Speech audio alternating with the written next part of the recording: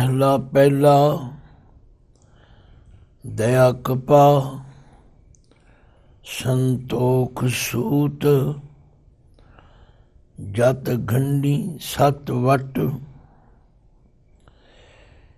एह जनेऊ जी का है तां पांडे घत ना ए टुटै ना मल लगै ना ए जलै न जाए धन सो मानस नानका जो गल चले पाए चौखड़ मुल अणाया बह चौकै पाया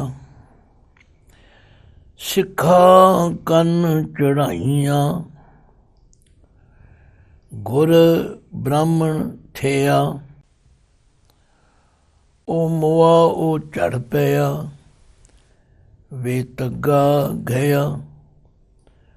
वाहिगुरु जी का खालसा वाहिगुरु जी की फतेह। गुरु सवारी साध संगत आसा की वार दे 15वें श्लोक दी विचार शुरू करन तो पहला ये दसना बहुत जरूरी है कि ऊँ तो गुरु महाराज ने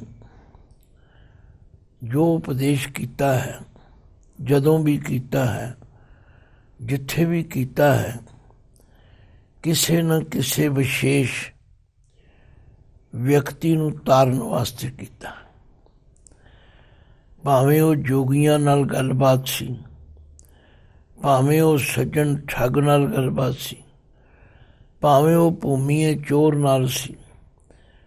ये वखरी गल है कि असी उन्हां साखियां नूं उन्हां शब्दां दी उथानका बनाउण तो असमर्थ। हाँ, ये असी मनदे हाँ कि परथाए साखी महापुरख बोल दें सांझी सगल जहान। जो शब्द जिथे भी जिसनों भी श्री गुरु नानक देव जी ने फरमाया, उचारिया, उपदेश किया, वो साडे सारियां लई सांझा उपदेश। हुण ये जिहड़ा 15 नंबर श्लोक है, इहदी उथानका ये है कि जदों श्री गुरु नानक देव जी महाराज 10-11 साल दे होए तां मेहता कल्याणदास जी ने ते चाचा लाल चंद जी ने, जिन्हां नूं आम तौर ते इतिहास विच मेहता कालू जी ते चाचा लालू जी कहा जाता, उन्होंने विचार की भी नानक हुण इस उम्र दे हो गए। हुण जे असी इस यज्ञोपवीत जनेऊ दा पिछोकड़ दसन लगी, बहुत लंबा चौड़ा विस्तृत है। भई ब्राह्मण ने तथा मनु सिमरती ने कितना लंबा जाल तणिया होया। पहली गल तो कि समाज विच वर्ण वंड बनाई, ब्राह्मण खतरी वैश्य ते शूदर। शूदर बेचारे नूं ते बिल्कुल निगलैक्ट किया गया, क्योंकि खतरी लई जनेऊ दी होर किस्म है, ब्राह्मण लई होर है, वैश्य लई होर है। शूदर दा विच कोई जिक्र ही नहीं। ब्राह्मण लई कपास दा सूत्र दा जनेऊ है और खतरी लई सण दा जनेऊ है, ते वैश्य वास्ते मींडे दी उन दा जनेऊ है। ये मैं अपने कोलों मनोकल्पित नहीं कह रहा, इस सनातन मत दे उस मनु सिमरती दे मुताबिक मैं कह रहा। साडा कोई मतलब नहीं, पर जनेऊ शब्द जिहड़ा जिसनूं यज्ञोपवीत कहा जाता है, जिहड़ा ਇਸ ਉਮਰ ਵਿੱਚ ਪਾਉਣਾ ਜ਼ਰੂਰੀ ਹੈ। ਮੁੱਕਦੀ ਗੱਲ ਮਹਿਤਾ ਕਲਿਆਣ ਦਾਸ ਜੀ ਨੇ ਤੇ ਚਾਚਾ ਲਾਲ ਚੰਦ ਜੀ ਨੇ ਵਿਚਾਰ ਕੀਤੀ ਭਈ ਖੱਤਰੀਆਂ ਦੇ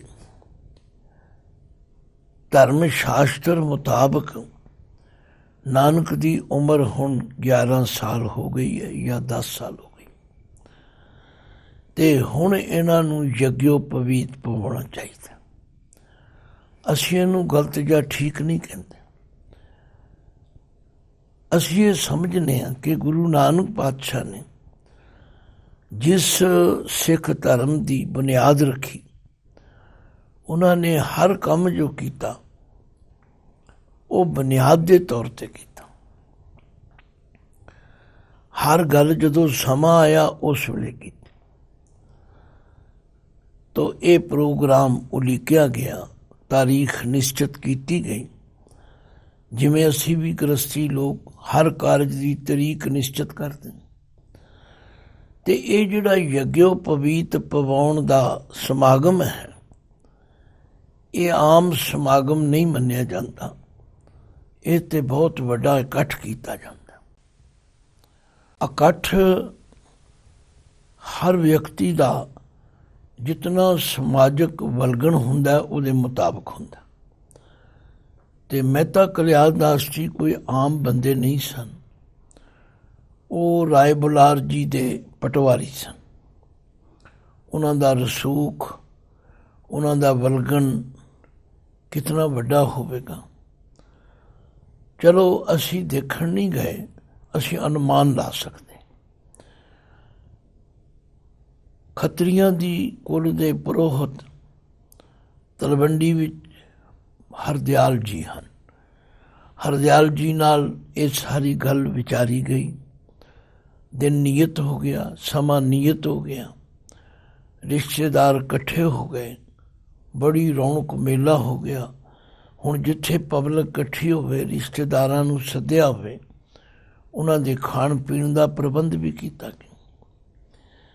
ਗੱਲ ਕੀ ਐਨ ਉਸ ਸਮੇਂ ਜਦੋਂ ਸ਼੍ਰੀ ਗੁਰੂ ਨਾਨਕ ਦੇਵ ਜੀ ਮਹਾਰਾਜ ਨੂੰ ਨਵਾ ਧਵਾ ਕੇ ਨਵੇਂ ਬਸਤਰ ਪਹਿਰਾ ਕੇ ਚੌਂਕੀ ਉੱਤੇ ਬਿਠਾ ਦਿੱਤਾ ਗਿਆ।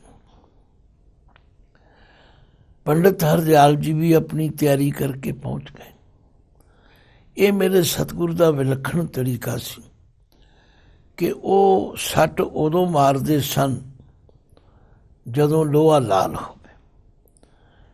ਜਦੋਂ ਵੀ ਉਹਨਾਂ ਨੇ ਕਦੇ ਕੋਈ ਉਪਦੇਸ਼ ਕੀਤਾ, ਇਕੱਠ ਵਿੱਚ ਆ ਕੇ ਕੀਤਾ, ਕਿਉਂਕਿ ਲੋਕਾਂ ਨੂੰ ਇਕੱਠੇ ਕਰਨ ਵਾਸਤੇ ਬੜਾ ਯਤਨ ਕਰਨਾ ਪੈਂਦਾ। ਤੋ ਇਹੋ ਜਿਹੇ ਇਕੱਠ, ਚਾਹੇ ਉਹ ਸਮਾਜਿਕ ਹੋਣ, ਚਾਹੇ ਉਹ ਧਾਰਮਿਕ ਹੋਣ, ਉਹਨਾਂ ਨੂੰ ਮਹਾਰਾਜ ਵਿਸ਼ੇਸ਼ ਸਮਾਂ ਦਿੰਦੇ। ਤਾਂ ਹੁਣ ਤਿਆਰੀ ਹੋ ਚੁੱਕੀ ਹੈ। ਜਿਸ ਨੇ ਯੱਗਯੋਪਵੀਤ ਪਵਾਣਾ ਹੈ ਉਹ ਵੀ ਹਾਜ਼ਰ ਹੈ। ਜਿਸ ਨੂੰ ਪਾਇਆ ਜਾਣਾ ਉਹਨਾਂ ਨੂੰ ਚੌਕੀ ਤੇ ਬਿਠਾਇਆ ਹੋਇਆ, ਤੇ ਲੋਕਾਂ ਨੂੰ ਪਤਾ ਹੈ ਵੀ ਥੋੜ੍ਹੀ ਦੇਰ ਵਿੱਚ ਇਹ ਕਾਰਜ ਹੋ ਜਾਣਾ ਤੇ ਆਪਾਂ ਛਕ ਛਕਾ ਕੇ ਚੱਲਦੇ ਬਣਾਂਗੇ। ਪਰ ਉੱਥੇ ਤੇ ਗੱਲ ਹੋਰ ਹੋ ਗਈ। ਜਿਹਨੂੰ ਜਨੇਊ ਪਵਾਇਆ ਜਾਣਾ ਉਸ ਨੇ ਕਿਹਾ, ਪਾਂਦਾ ਜੀ ਪਹਿਲਾਂ ਮੈਨੂੰ ਇਹ ਦੱਸੋ ਕਿ ਇਹ ਜਨੇਊ ਜਿਹੜਾ ਤੁਸੀਂ ਅੱਜ ਪਵਾਣਾ ਇਹ ਮਰਨ ਤੋਂ ਬਾਅਦ ਮੇਰੇ ਨਾਲ ਚੱਲੇਗਾ? ਪਹਿਲੀ ਗੱਲ ਤੇ ਅੱਜ ਤੱਕ ਕਿਸੇ ਨੂੰ ਪ੍ਰੋਤ ਜੀ ਨੇ ਇਤਨਾ ਪੁੱਛਿਆ ਹੀ ਨਹੀਂ। ਪ੍ਰੋਤ ਜੀ ਦਾ ਤੇ ਤਜਰਬਾ ਹੈ, ਗਏ, ਜਨੇਊ ਪਾਇਆ, ਮੰਤਰ ਪੜ੍ਹੇ, ਦਛਣਾ ਲਈ ਤੇ ਆਪਣੇ ਘਰ ਨੂੰ ਗਏ। ਉਹਨਾਂ ਨੂੰ ਤੇ ਕਦੇ ਕਿਸੇ ਨੇ ਸਵਾਲ ਜਵਾਬ ਕੀਤਾ ਹੀ ਨਹੀਂ। ਇਹ ਪਹਿਲਾ ਮੌਕਾ ਹੈ ਕਿ ਧੰਨ ਗੁਰੂ ਨਾਨਕ ਦੇਵ ਪਾਤਸ਼ਾਹ, ਕਿਉਂਕਿ ਕੱਲ੍ਹ ਤਾਰਨ ਗੁਰੂ ਨਾਨਕ ਆਏ, ਉਹਨਾਂ ਨੇ ਕਿਹਾ, ਪਾਂਦਾ ਜੀ ਇਹ ਜਿਹੜਾ ਜਨੇਊ ਤੁਸੀਂ ਮੈਨੂੰ ਪਾਉਣਾ ਚਾਹੁੰਦੇ ਹੋ, ਕੀ ਇਹ ਮੇਰੇ ਨਾਲ ਚੱਲੇਗਾ? ਪਾਂਦਾ ਜੀ ਚੁੱਪ। ਉਹਨਾਂ ਕੋਲ ਕੋਈ ਜਵਾਬ ਨਹੀਂ। ਹਾਂ, ਪਾਂਦਾ ਜੀ ਦੇ ਮਨ ਵਿੱਚ ਗੁਰੂ ਨਾਨਕ ਦੇਵ ਜੀ ਲਈ ਸ਼ਰਧਾ ਜ਼ਰੂਰ ਹੈ, ਕਿਉਂਕਿ ਉਹਨਾਂ ਨੇ ਉਹਨਾਂ ਦੀ ਜਨਮ ਪੱਤਰੀ ਵੀ ਲਿਖੀ, ਉਹਨਾਂ ਦਾ ਹੋਰ ਵੀ ਸਭ ਕਾਰਜ ਕੀਤਾ। ਉਹਨਾਂ ਦੇ ਅੰਦਰ ਜਗਿਆਸਾ ਹੈ ਕਿ ਮੈਨੂੰ ਵੀ ਇਹਨਾਂ ਤੋਂ ਉਪਦੇਸ਼ ਮਿਲੇ। ਤੇ ਗੁਰੂ ਨਾਨਕ ਸੱਚੇ ਪਾਤਸ਼ਾਹ ਤਾਂ ਸਮੁੱਚੇ ਸੰਸਾਰ ਨੂੰ ਉਪਦੇਸ਼ ਦਿੰਦੀ ਹੈ। ਜਦੋਂ ਪੰਡਤ ਜੀ ਕੋਲ ਕੋਈ ਜਵਾਬ ਨਹੀਂ ਸੀ, ਜੇ ਹੁਣ ਤੁਹਾਨੂੰ ਇਸ ਯੱਗੋਪਵੀਤ ਦੀ ਮਨੁ ਸਿਮਰਤੀ ਮੁਤਾਬਕ ਅਸਲੀਅਤ ਦੱਸੀਏ, ਤੁਸੀਂ ਹੈਰਾਨ ਵੀ ਹੋਵੋਗੇ ਤੇ ਹੱਸ ਕੇ ਦੂਰੇ ਵੀ ਹੋਵੋਗੇ। ਭਾਈ ਬਾਹਮਣ ਲਈ ਤੇ ਜਨੇਊ ਹੈ ਕਪਾਸ ਤੇ ਸੂਤ ਦਾ, ਖੱਤਰੀ ਲਈ ਹੈ ਛਣ ਦਾ, ਤੇ ਵੈਸ਼ ਲਈ ਹੈ ਮੀਢੇ ਦੀ ਉੱਨ ਦਾ। ਸ਼ੂਦਰ ਵਿਚਾਰੇ ਦਾ ਕਿਧਰੇ ਨਾਮ ਹੀ ਨਹੀਂ। ਮੁੱਕਦੀ ਗੱਲ, ਅੱਜ ਭਾਵੇਂ ਸਾਰੇ ਹੀ ਸੂਤਰ ਦਾ ਪਾਉਂਦੇ ਨੇ, ਹੋ ਸਕਦਾ ਉਸ ਵੇਲੇ ਵੀ ਸੂਤਰ ਦਾ ਹੀ ਪਾਉਣ ਲੱਗੇ ਹੋਣ, ਕਿਉਂਕਿ ਪਾਤਸ਼ਾਹ ਨੇ ਜ਼ਿਕਰ ਕੀਤਾ। ਤਾਂ ਪਾਂਦੇ ਨੇ ਹੱਥ ਜੋੜ ਲਏ, ਆਖਿਆ ਨਾਨਕ ਜੀ, ਮੈਂ ਤੇ ਹੁਣ ਤੱਕ ਬੜੇ ਜਨੇਊ ਪਾਏ ਨੇ, ਪਵਾਏ ਨੇ, ਮੈਨੂੰ ਇਸ ਤੋਂ ਅੱਗੇ ਕੁਛ ਪਤਾ ਨਹੀਂ, ਇਹ ਨਾਲ ਤੇ ਨਹੀਂ ਨਿਭਦਾ। ਤੁਸੀਂ ਦੱਸੋ ਕਿਹੜਾ ਜਨੇਊ ਜਿਹੜਾ ਨਾਲ ਨਿਭੇਗਾ। ਫਿਰ ਪਾਤਸ਼ਾਹ ਨੇ ਇਹ ਪਾਵਨ ਸ਼ਬਦ ਉਚਾਰਨ ਕੀਤਾ। ਸ਼ਲੋਕ ਮਹਿਲਾ ਪਹਿਲਾ। ਦਇਆ ਕਪਾ ਸੰਤੋਖ ਸੂਤ, ਜਤ ਗੰਢੀ ਸਤ ਵਟ। ਭਾਵੇਂ ਮੈਂ ਜਾਣਦਾ ਹਾਂ ਕਿ ਗੁਰਸਿੱਖ ਕੋਈ ਜਨੇਊ ਨਹੀਂ ਪਾਉਂਦਾ, ਪਰ ਗੁਰਸਿੱਖਾਂ ਨੂੰ ਇਹ ਗੁਣ ਤੇ ਧਾਰਨ ਕਰਨੇ ਪੈਣਗੇ। ਜਨੇਊ ਜੀ ਸਦਕੇ ਨਹੀਂ ਪਾਉਂਦੇ, ਅਸੀਂ ਨਾ ਪਾਣਾ ਹੈ, ਪਰ ਜਿਹੜੇ ਗੁਣ ਬਾਬਾ ਨਾਨਕ ਜੀ ਨੇ ਦੱਸੇ ਨੇ, ਉਹਨਾਂ ਨੂੰ ਤੇ ਅਸੀਂ ਧਾਰਨ ਕਰਨਾ ਹੈ, ਉਹਦਾ ਤੇ ਸਾਨੂੰ ਪਤਾ ਹੋਣਾ ਚਾਹੀਦਾ। ਤਾਂ ਗੁਰੂ ਨਾਨਕ ਪਾਤਸ਼ਾਹ ਕਹਿਣ ਲੱਗੇ, ਹੇ ਪੰਡਤ ਜੀ, ਦਇਆ ਕਪਾ ਸੰਤੋਖ ਸੂਤ, ਜਤ ਗੰਢੀ ਸਤ ਵਟ। ਹੁਣ ਇੱਕੋ ਹੀ ਪੰਕਤੀ ਦੀ ਵਿਚਾਰ ਕਰੀਏ ਤੇ ਬੜਾ ਸਮਾਂ ਲੱਗ ਜਾਏਗਾ। ਆਖਿਆ ਨਾਲ ਨਿਭਣ ਵਾਲੇ ਜਨੇਊ ਦੇ ਵਾਸਤੇ ਇਹ ਸਮਾਨ ਚਾਹੀਦਾ। ਜਿਹੜੀ ਕਪਾਹ ਹੈ ਉਹ ਦਇਆ ਦੀ ਹੋਵੇ, ਜੀਵਾਂ ਉੱਤੇ ਦਇਆ ਕਰਨੀ। ਹੁਣ ਦਇਆ ਹੋਵੇਗੀ ਤੇ ਸੰਤੋਖ ਪੈਦਾ ਹੋਵੇਗਾ, ਕਿਉਂਕਿ ਬੰਦੇ ਦੇ ਅੰਦਰ ਇਤਨਾ ਲਾਲਚ ਵੱਧ ਗਿਆ ਕਿ ਦਇਆ ਨਾਮ ਦੀ ਕੋਈ ਚੀਜ਼ ਹੀ ਨਹੀਂ, ਸੰਤੋਖ ਹੈ ਹੀ ਕੋਈ ਨਹੀਂ। ਆਖਿਆ ਦਇਆ ਕਪਾ ਸੰਤੋਖ ਸੂਤ, ਜਤ ਗੰਢੀ ਸਤ ਵਟ। ਕਿਉਂਕਿ ਜਨੇਊ ਬਣਾਉਣ ਵਾਸਤੇ ਇਹ ਸਾਰੀਆਂ ਚੀਜ਼ਾਂ ਦੀ ਲੋੜ ਪੈਂਦੀ। ਕਪਾਹ ਚਾਹੀਦੀ ਹੈ, ਸੂਤਰ ਚਾਹੀਦਾ ਹੈ, ਗੰਢਾਂ ਪੈਂਦੀਆਂ ਨੇ, ਵੱਟ ਚੜਾਏ ਜਾਂਦੇ। ਆਖਿਆ ਇਹਨਾਂ ਦੈਵੀ ਗੁਣਾਂ ਦਾ ਜਨੇਊ ਬਣਾਓ, ਜਿਸ ਦੀ ਕਪਾਹ ਦਇਆ ਦੀ ਹੋਵੇ, ਜਿਸ ਦਾ ਸੂਤਰ ਸੰਤੋਖ ਦਾ ਹੋਵੇ, ਜਿਹਦੀਆਂ ਗੰਢਾਂ ਜਤ ਦੀਆਂ ਹੋਣ, ਇਹਨਾਂ ਇੰਦਰੀਆਂ ਨੂੰ ਕਾਬੂ ਕੀਤਾ ਜਾਏ, ਔਰ ਜਿਹੜੇ ਵੱਟ ਚੜਾਏ ਉਹ ਸੱਤ। ਮੈਨੂੰ ਖੂਬ ਸਮਝ ਆ ਗਈ ਕਿ ਜਦੋਂ ਸੰਗਤ ਨੂੰ ਗੁਰਬਾਣੀ ਦੇ ਲਿਖਣ ਅਨੁਸਾਰ ਕਿਸੇ ਅੱਖਰ ਦੇ ਅਰਥ ਦੱਸੇ ਜਾਂਦੇ ਨੇ, ਤਾਂ ਜਿਹੜੇ ਜਗਿਆਸੂ ਨੇ ਉਹ ਤੇ ਗਦਗਦ ਹੋ ਜਾਂਦੇ, ਤੇ ਜਿਨ੍ਹਾਂ ਨੇ ਇਹ ਤਹੀਆ ਕਰ ਰਿਹਾ ਕਿ ਮੈਂ ਨਾ ਮਾਨੂ, ਉਹਨਾਂ ਤੇ ਕੋਈ ਅਸਰ ਨਹੀਂ। ਹੁਣ ਇਹ ਸੱਤ ਸ਼ਬਦ ਗੁਰਬਾਣੀ ਵਿੱਚ 3 ਰੂਪਾਂ ਵਿੱਚ ਆਉਂਦਾ। ਇੱਕ ਸੱਤ ਤੱਤਾ ਮੁਕਤਾ ਗਿਣਤੀ ਦਾ ਹੈ, ਇੱਕ ਸੱਤ ਤੱਤੇ ਨੂੰ ਸਿਆਰੀ ਵਾਲਾ ਸੱਤਿਆ ਸੱਚ ਦਾ ਸੂਚਨ, ਔਰ ਜਿੱਥੇ ਸੱਤ ਤੱਤੇ ਨੂੰ ਔਂਕੜ ਵਾਲਾ ਇਹ ਆਚਰਨ ਕਰੈਕਟਰ ਲਈ ਵਰਤਿਆ ਜਾਂਦਾ। ਤੋ ਮਹਾਰਾਜ ਨੇ ਪਹਿਲੀ ਪੰਕਤੀ ਵਿੱਚ ਹੀ ਕਮਾਲ ਕਰ ਦਿੱਤਾ। ਪੰਡਤ ਜੀ, ਦਇਆ ਕਪਾ ਸੰਤੋਖ ਸੂਤ, ਜਤ ਗੰਢੀ ਸਤ ਵਟ। ਇਹ ਜਨੇਊ ਜੀ ਕਾ, ਇਹਨੂੰ ਆਮ ਪ੍ਰੇਮੀ ਇਹੋ ਬੋਲਦੇ ਨਹੀਂ। ਇਹ ਜਨੇਊ ਜੀ ਕਾ, ਇਹ ਜਿਹੜਾ ਜਨੇਊ ਹੈ ਇਹ ਸਰੀਰ ਉੱਪਰ ਧਾਰਨ ਕਰਨ ਵਾਲਾ ਨਹੀਂ, ਇਹ ਤੇ ਅੰਦਰ ਦਾ ਹੈ। ਹੈ ਤਾਂ ਪਾਂਡੇ ਘੱਟ। ਹੇ ਪਾਂਦਾ ਜੀ, ਜੇ ਤੁਹਾਡੇ ਕੋਲ ਇਹ ਹੈਗਾ ਤੇ ਮੈਨੂੰ ਘੱਟ ਪਾ ਦਿਓ। ਘੱਤ ਸ਼ਬਦ ਦਾ ਅਖਰੀ ਅਰਥ ਪਾ ਦੇ। ਫਿਰ ਨਾਲ ਹੀ ਦੱਸਿਆ, ਨਾ ਇਹ ਟੁੱਟੈ ਨਾ ਮਲ ਲੱਗੈ, ਨਾ ਇਹ ਜਲੈ ਨਾ ਜਾਏ। ਇਹ ਜਿਹੜਾ ਜਨੇਊ ਮੈਂ ਦੱਸਿਆ, ਪਹਿਲੀ ਗੱਲ ਤੇ ਟੁੱਟਦਾ ਨਹੀਂ, ਇਹਨੂੰ ਮੈਲ ਨਹੀਂ ਲੱਗੇਗੀ, ਇਹ ਅੱਗ ਵਿੱਚ ਸੜੇਗਾ ਵੀ ਨਹੀਂ। ਧੰਨ ਸੋ ਮਾਨੁਸ ਨਾਨਕਾ, ਜੋ ਗਲ ਚੱਲੇ ਪਾਏ। ਨਾਨਕ ਜੀ ਫਰਮਾਉਂਦੇ ਨੇ ਉਹ ਮਨੁੱਖ ਧੰਨਤਾ ਯੋਗ ਹਨ, ਉਹਨਾਂ ਨੂੰ ਧੰਨ ਧੰਨ ਕਹਿਣਾ ਬਣਦਾ ਹੈ। ਜੋ ਗਲ ਚੱਲੇ ਪਾਏ, ਗਲ ਦੇ ਲੱਲੇ ਨੂੰ ਸਿਆਰੀ ਹੈ, ਗਲ ਵਿੱਚ ਪਾ ਕੇ ਚੱਲੇ ਹਨ। ਸਾਧ ਸੰਗਤ, ਸਤਿਮੁੱਚ ਜਿਨ੍ਹਾਂ ਗੁਰਸਿੱਖਾਂ ਨੇ ਬਾਬੇ ਨਾਨਕ ਦੇ ਇਸ ਜਨੇਊ ਨੂੰ ਪਾਇਆ, ਉਹਨਾਂ ਦੀ ਜੈ ਜੈਕਾਰ ਸੀ। ਤੇ ਅੱਜ ਦੇ ਸਿੱਖਾਂ ਨੂੰ ਇਹ ਗੱਲ ਆਪਣੇ ਅੰਦਰ ਵਿਚਾਰਨੀ ਚਾਹੀਦੀ ਹੈ। ਬਾਬੇ ਨਾਨਕ ਨੇ ਜੋ ਕੁਝ ਕਿਹਾ ਹੈ ਨਾ, ਜਿਨ੍ਹਾਂ ਨੇ ਕਮਾਇਆ ਉਹਨਾਂ ਦੀ ਅੱਜ ਵੀ ਜੈ ਜੈਕਾਰ ਹੈ। ਪਰ ਅੱਜ ਬਹੁ ਗਿਣਤੀ ਜਿਹੜੀ ਹੈ ਉਹ ਇਹਨਾਂ ਗੁਣਾਂ ਤੋਂ ਖਾਲੀ ਹੋ ਗਈ ਹੈ, ਇਸ ਲਈ ਉਹ ਸਤਿਕਾਰ ਨਹੀਂ ਰਿਹਾ। ਜਿਸ ਕਿਰਦਾਰ ਨੂੰ 10 ਜਾਮਿਆਂ ਵਿੱਚ ਬਣਾਇਆ ਗਿਆ, ਤਿਆਰ ਕੀਤਾ ਗਿਆ, ਤੇ ਕਲਗੀਆਂ ਵਾਲੇ ਪਾਤਸ਼ਾਹ ਨੇ ਗਰੰਟੀ ਦਿੱਤੀ, ਜਬ ਲਗ ਖਾਲਸਾ ਰਹੇ ਨਿਆਰਾ, ਤਬ ਲਗ ਤੇਜ ਦਿਓ ਮੈਂ ਸਾਰਾ। जब गहे विप्रण की रीत, मैं न करूं इनकी प्रतीत। तो गुरु नानक पातशाह ने बुनियाद रखी, आख्या पंडित जी जे तुहाडे कोल इहो जिहा जनेऊ है जिहड़ा निभण वाला है, जिहड़ा साथ देण वाला है, जिहड़ा परमात्मा की दरगाह विच जाण वेले तक निभेगा, तां मैनूं पा दिओ। दया कपा संतोख सूत, जत घंडी सत वट, एह जनेऊ जी का है ही त पांडे घत।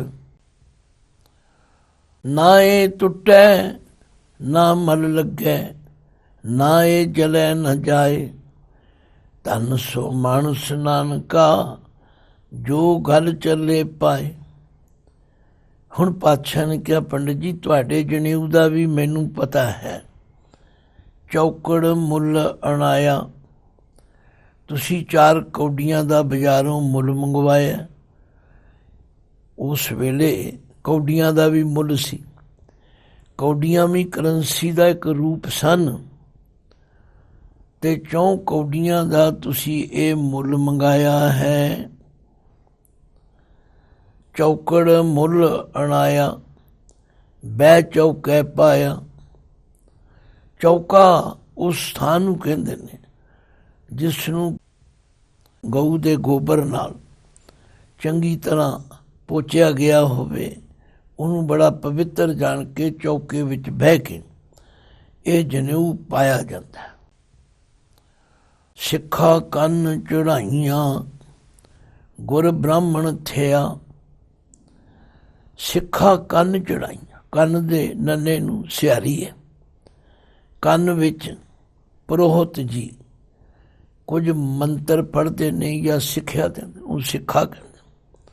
ਸਿੱਖਾ ਦਾ ਮਤਲਬ ਸਿੱਖਿਆਵਾਂ ਦਿੱਤੀਆਂ, ਕਿਹਾ ਵੀ ਤੂੰ ਆਹ ਕਰਨਾ। ਤੇ ਗੁਰ ਬ੍ਰਾਹਮਣ ਥਿਆ, ਇਸ ਤਰ੍ਹਾਂ ਬ੍ਰਾਹਮਣ ਆਪਣੇ ਆਪ ਨੂੰ ਗੁਰੂ ਕਹਿੰਦਾ ਹੈ ਵੀ ਮੈਂ ਤੇਰਾ ਗੁਰੂ ਹੋ ਗਿਆ। ਹੁਣ ਜਿਹੜੇ ਤਾਂ ਜਨੇਊ ਪਵਾਉਣਗੇ ਉਹਨਾਂ ਦਾ ਤੇ ਗੁਰੂ ਬ੍ਰਾਹਮਣ ਹੋਵੇਗਾ, ਪਰ ਜਿਨ੍ਹਾਂ ਨੇ ਬਾਬੇ ਨਾਨਕ ਵਾਲਾ ਜਨੇਊ ਪਾਇਆ ਉਹ ਤਾਂ ਬ੍ਰਾਹਮਣ ਦੇ ਵਿਹੜੇ ਨਹੀਂ ਵੜਦੇ, ਨਾ ਉਹਨੂੰ ਨੇੜੇ ਲੱਗਣ ਦਿੰਦੇ। ਸਿੱਖਾ ਕੰਨ ਚੜਾਈਆਂ, ਗੁਰ ਬ੍ਰਾਹਮਣ ਥਿਆ। ਇਸ ਤਰ੍ਹਾਂ ਬ੍ਰਾਹਮਣ ਆਪਣੇ ਆਪ ਨੂੰ ਗੁਰੂ ਬਣਾ ਲੈਂਦੇ। ਤੇ ਹੁਣ ਮਹਾਰਾਜ ਕਹਿੰਦੇ, ਉਹ ਮੋਆ ਉਹ ਝੜ ਪਿਆ, ਵੇ ਤੱਗਾ ਗਿਆ। ਜਦੋਂ ਉਹ ਬੰਦਾ ਮਰਿਆ, ਸੰਸਕਾਰ ਹੋਇਆ ਤੇ ਜਨੇਊ ਤੇ ਚੜ੍ਹ ਗਿਆ, ਤੇ ਜਿਸ ਨੂੰ ਜਨੇਊ ਪਾਇਆ ਸੀ ਉਹ ਹੁਣ ਬਿਨਾਂ ਜਨੇਊ ਤੋਂ ਗਿਆ। ਇਹ ਅਸਲੀਅਤ ਗੁਰੂ ਨਾਨਕ ਦੇਵ ਪਾਤਸ਼ਾਹ ਨੇ ਇਸ ਪਾਵਨ ਸ਼ਲੋਕ ਦੇ ਅੰਦਰ ਕਿਤਨੇ ਖੁੱਲ੍ਹੇ ਸਪਸ਼ਟ ਸ਼ਬਦਾਂ ਵਿੱਚ ਸਮਝਾ ਦਿੱਤੀ। ਅਸੀਂ ਕੰਠ ਵੀ ਕਰ ਲਿਆ। ਅਸੀਂ ਪੜ੍ਹ ਵੀ ਲਿਆ, ਕੀਰਤਨ ਵੀ ਕਰ ਲਿਆ। ਜੇ ਦਇਆ ਨਾ ਧਾਰਨ ਕੀਤੀ, ਜੇ ਸੰਤੋਖ ਨਾ ਧਾਰਨ ਕੀਤਾ, ਜੇ ਜਤ ਸਤ ਵੱਲ ਨਾ ਆਏ, ਫਿਰ ਅਸੀਂ ਕਾਹਦੇ ਬਾਬੇ ਦੇ ਸਿੱਖ। ਵਾਹਿਗੁਰੂ ਜੀ ਕਾ ਖਾਲਸਾ, ਵਾਹਿਗੁਰੂ ਜੀ ਕੀ ਫਤਿਹ।